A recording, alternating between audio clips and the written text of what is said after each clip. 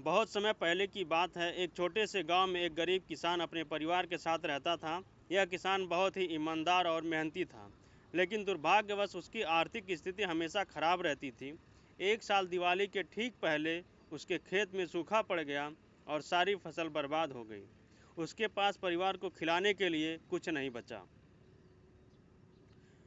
दिवाली के दिन जब पूरा गांव दीपक जलाकर और मिठाइयाँ बनाकर त्यौहार मना रहा था, किसान और उसका परिवार उदास होकर घर में बैठे थे। तभी एक बुजुर्ग साधु उस गांव में आए और किसान के घर के बाहर रुके। किसान ने साधु का आदर से स्वागत किया और अपनी हालत को छुपाते हुए साधु को भोजन करवाया। साधु ने किसान की दयालुता देखी और कहा, तुमने मुझे बिना किसी स्वार्थ के भोजन करवाया है, इसलिए मैं तुम्हें एक आशीर्वाद दूंगा।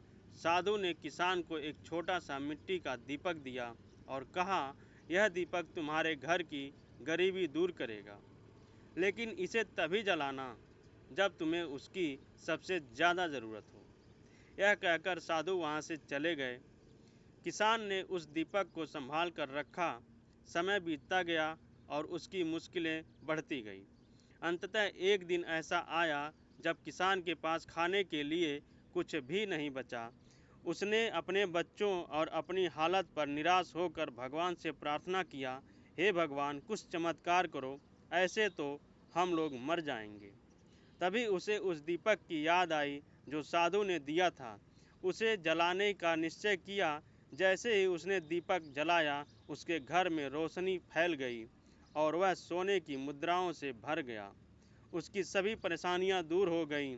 किसान और उसका परिवार फिर से खुशहाल हो गया और हर साल दिवाली खूब खुशी और उल्लास से मनाने लगा। उस गरीब किसान के जीवन में भी दीपों की तरह खुशियों की रोशनी आ गई।